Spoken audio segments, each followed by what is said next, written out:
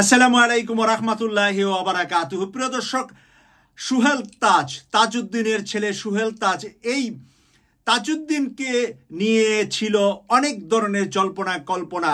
শোনা যেত যে ইন্দিরা গান্ধীর সহচর, বাংলাদেশের সহচর ছিলেন তাজউদ্দিন সাহেব, আর তার ছেলে সুহেল তাজ বাংলাদেশে একবার স্বরাষ্ট্র প্রতিমন্ত্রী নির্বাচিত হয়েছিলেন। অল্প কিছুদিনের ব্যবধানেই তার স্বরাষ্ট্র প্রতিমন্ত্রী পদ থেকে সে পদত্যাগ করেন। পদত্যাগ ছিল নাকি তাকে বের করে দিয়ে দেওয়া হয়েছিল, এই নিয়ে আছে দুমরুজাল। স্পষ্ট করে আমরা বলতে পারবো না, কারণ আওয়ামী লীগের ভিতরে এবং বাহিরে দুই রকমের কথা থাকে, দুই রকমের আওয়াজ থাকে। যেটা ভিতরে হয় এটা বাহিরে প্রকাশ হয় না, আর যেটা বাহিরে হয় সেটা ভিতরে হয় না। আজকে সুহেল তাজ হাসিনাকে নিয়ে হাটে হাড়ি বাংলেন। সুহেল তাজ হেডলাইন করেছে ইনকিলাব পত্রিকা। সুহেল তাজের একটি বক্তব্য আমি সন্দেহের সাথেই আপনাদের সামনে তুলে ধরছি। মন্তব্যের করে আপনারা কমেন্টস লিখবেন। আপনারা কতটুকু বিশ্বাস করেন সুহেল তাজকে, কতটুকু বিশ্বাস করতেন তার বাবাকে, কতটুকু বিশ্বাস করেন আওয়ামী লীগের যে কোনো রাজনীতিতে যে কোনো মানুষ যে কোনো সময় জড়িত ছিল তাদেরকে। এখানে সুহেল তাজ লিখেছে আওয়ামী লীগের সাবেক সাধারণ সম্পাদক আশরাফুল ইসলামকে নিয়ে। আশরাফুল ইসলামের 3টা নামাজের জানাজা হওয়ার কথা শুনে শেখ হাসিনা নাকি বিরক্ত হয়েছিলেন, জানিয়েছেন সুহেল তাজ। শুক্রবার সন্ধ্যায় হাটে হাড়িভাঙ্গার প্রথম পর্ব শিরোনামে নিজের ভেরিফাইড ফেসবুক আইডিতে দেওয়া এক পোস্টে একথা তিনি লেখেন। সুহেল তাজ তার পোস্টে লেখেন, সৈয়দ আশরাফের 3টি জানাজা হবে শুনে তৎকালীন আওয়ামী লীগের সভাপতি ও প্রাক্তন প্রধানমন্ত্রী শেখ হাসিনা বিরক্তি প্রকাশ করেছিলেন। তিনি সাধারণ সম্পাদক ওবায়দুল কাদেরকে ধমক দিয়ে বলেছিলেন, ও এত বড় কি হয়ে গেল যে তার 3টা নামাজের জানাজা পড়াতে হবে। তবে হাসিনা যে এই চরিত্রের মানুষ, এই ব্যাপারে আমাদের কোনো সন্দেহ নাই, কারণ তাদের কাছে নামাজের জানাজাটা হলো ছবি তোলানো এবং ফটো সেশন করা, এই সমস্ত কিছু। রিয়েল যে একজন মানুষ যে মারা গেলে ইসলামী রীতিনীতি অনুপাতে নামাজের জানাজা পড়া দরকার, সেটা কিন্তু তাদের কাছে বিষয় না। বিষয়টা হলো যে নামাজের জানাজা কোন নেতা পড়লো, কত মানুষ জড়িত হলো।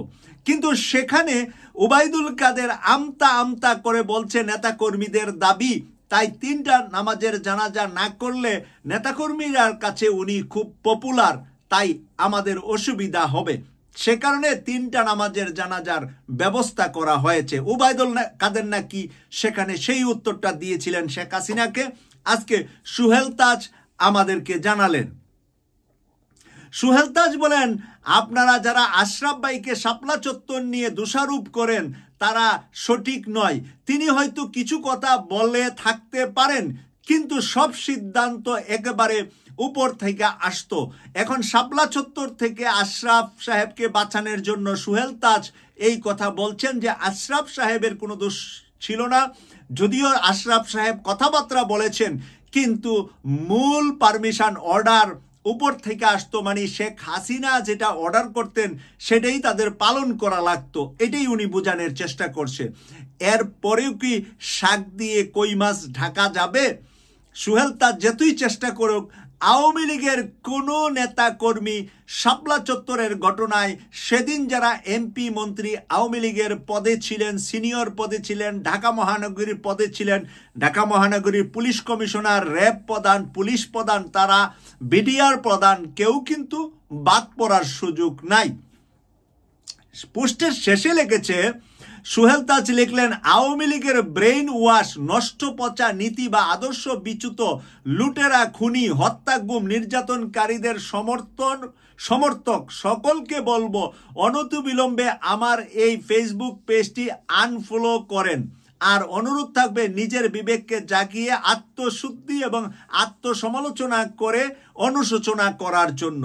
উনি সবক দিয়েছেন যে যারা আওয়ামী লীগের লোক আছে তারা যেন ওনার ভেরিফাইড ফেসবুক আইডি থেকে বের হয়ে যান, এবং তারা যেন খুন খারাপির সাথে যারা সমর্থন করে সেই আওয়ামী লীগদেরকে বের হয়ে যেতে বলেছেন, এবং তারা যেন আত্মশুদ্ধি আত্মসমালোচনা করে এই খুনি হাসিনাকে নিয়ে তারা যেন রিয়েলাইজ করে চিন্তা করে, এবং সেই কারণে তাদেরকে বের হয়ে যেতে বলেছে ওনার ভেরিফাইড ফেসবুক পেজ থেকে। প্রিয় দর্শক, এবার সুহেল তাজ কি নিজেকে মানে এই সরকারের কাছে পরিষ্কার পরিচ্ছন্ন গ্লাসের পানিটা যেরকম মানে কোনো কালার দেখা যায় না, ওরকমভাবে উনি নিজেকে পরিচ্ছন্ন করার জন্য বলছেন, নাকি রিয়েল সোহেল তাজ দেশপ্রেমী আওয়ামী লীগ থেকে বঞ্চিত হয়েছেন, বা ওনার পরিবার আওয়ামী লীগ থেকে অনেক সময় অনেক সমস্যায়ও পড়েছিলেন। এই সব কিছু টেনে উনি কি নিজেকে দুধের মতো পরিষ্কার করতে চান, নাকি রিয়েল সোহেল তাজ দেশপ্রেমী মানুষ?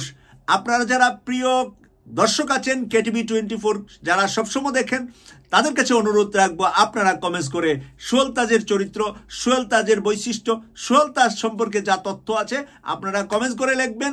আমি সম্মানের সাথে বলছি, বিনয়ের সাথে বলছি, আপনাদের প্রত্যেকের কমেন্টস পড়ে আমি পরবর্তী ভিডিও যখন সোহেল তাজের কোনো বিষয় আসবে, আপনাদের পরামর্শ অনুপাতেই আমি সেই ভিডিওতে কথা বলবো। KTV 24-কে সাবস্ক্রাইব করে আমাদের হাতকে শক্তিশালী করুন, এই প্রত্যাশা রেখে বিদায় নিলাম। আমি সৈয়দ মাসুক, লন্ডন থেকে। আল্লাহ হাফেজ।